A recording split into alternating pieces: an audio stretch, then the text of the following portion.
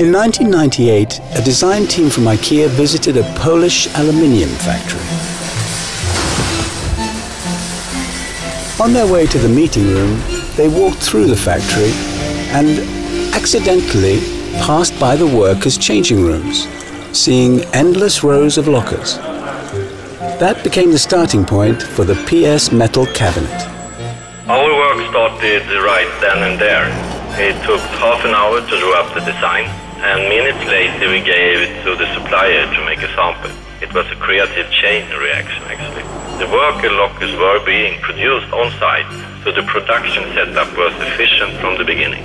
It was just one of those days when everything went our way. Once in the meeting room, the team started to finalize the details.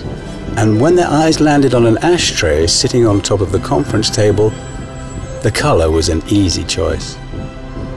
18 years after that trip to Poland, the IKEA PS Metal Cabinet still thrives. So what did we learn? That acting on inspiration right in front of us often brings the best results. And in this case, a classic.